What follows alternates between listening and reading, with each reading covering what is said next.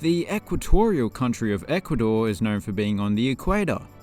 But does that equate to it having good football stadiums? I'm not sure why it would. But here are the Ecuadorian Serie A stadiums. Estadio Gonzalo Pozo Repauda. At around 2,850 meters above sea level, the stadium is situated at the highest elevation out of any of the grounds in the city of Quito, which is no mean feat. The city has 4 stadiums in this league. There is one other stadium in this league that is even higher up, so it's not all downhill from here, and we'll get to that one later on. Anyway, this ground just got done with the renovation and is now looking pretty clean. Estadio Monumental Isidro Romero Cabo. With a capacity of a little under 60,000, this is the largest stadium in the country. The club that plays here are called Barcelona, so they are simply following the example of their Spanish counterparts who have the largest La Liga stadium.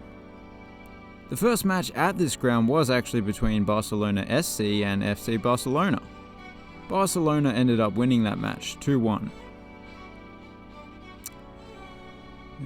The Ecuadorian Barcelona, that is. Estadio Olímpico Atahualpa. We're back in Quito at a ground that's home to not one club, not 2 clubs, not 3, it is 3 clubs. At least in this league. It's probably a little more interesting on the outside than within, where there is just a simple symmetrical seating bowl.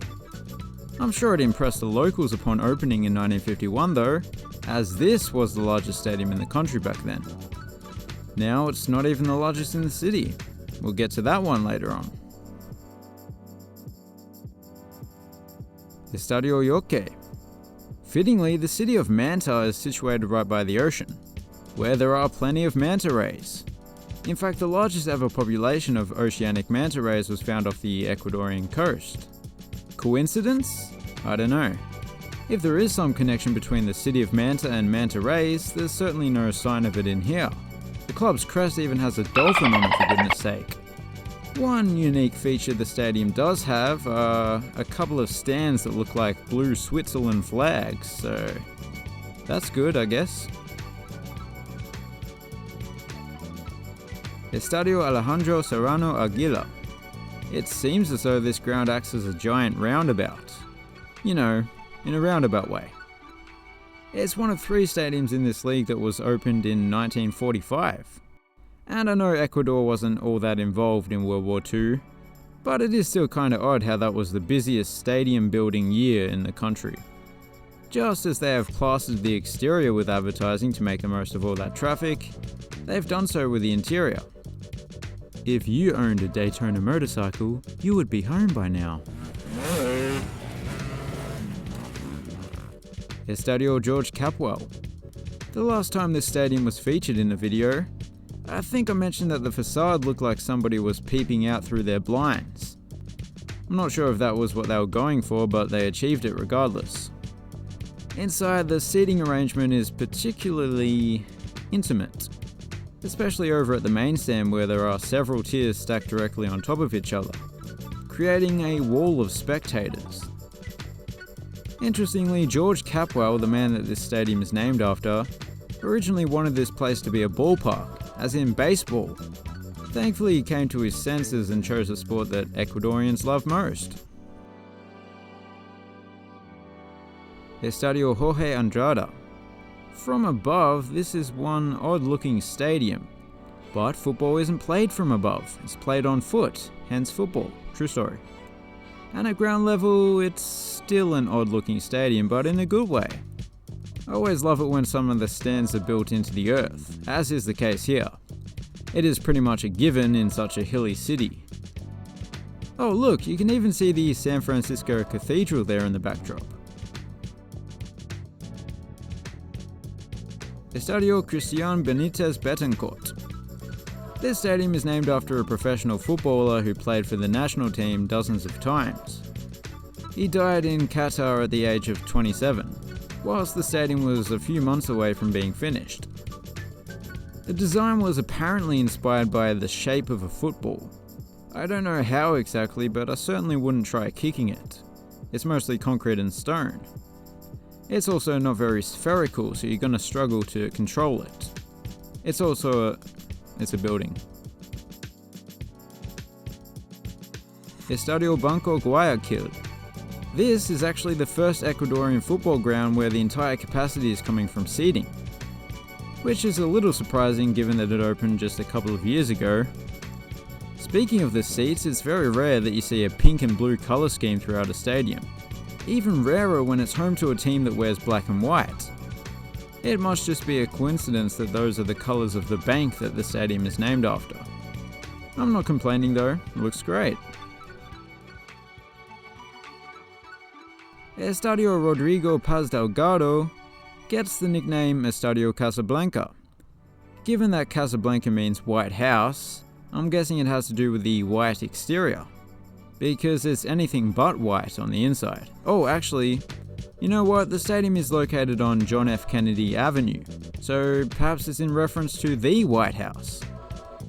Yeah, that's it. It wasn't until a few years back that the stadium's capacity was mostly coming from terracing. Now it's nearly an all-seater. Estadio Federativo Reina del Cisne. Translated into English, that means Queen of the Swan Federative Stadium. A peculiar name. It's referring to a local legend where, during a famine back in the day, the Virgin Mary appeared in the form of a swan, or perhaps she just had a swan with her. I'm not too sure.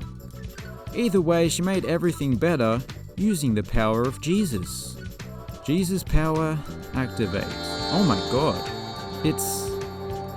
Oh, hang on. That's just a bin chicken. Estadio COAC Musukruna. This one confused me a little bit, to be honest. The club are based in the city of Ambato, but their stadium is located way out in the rural community of Echeleche, tiny village.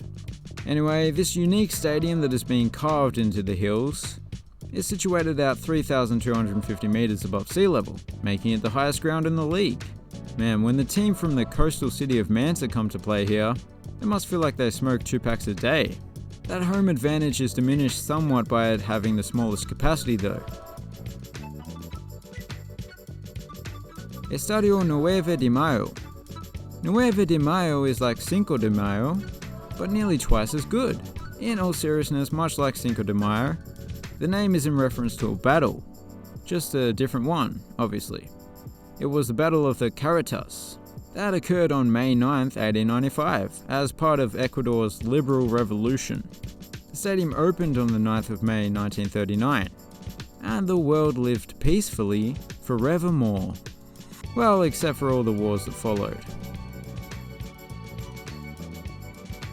Estadio Bella Vista. In 1949, just 4 years after this stadium was opened, it was severely damaged due to an earthquake, which must have been demoralizing. But really it's their fault for building the stadium on Earth, which we already knew is prone to quaking. It was of course repaired shortly afterwards. With a name like Estadio Bella Vista, you would expect a Bella Vista, a beautiful view. And yeah, I reckon that fits the bill. So there you have it, a varied bunch of stadiums. My favourite though would have to be Estadio Sir George Capwell II of Guayaquil or whatever. In this shot it really seems as though it just fell from the sky. Anyway, please consider subscribing if you're new around here, and as always, thanks for watching, have a good one.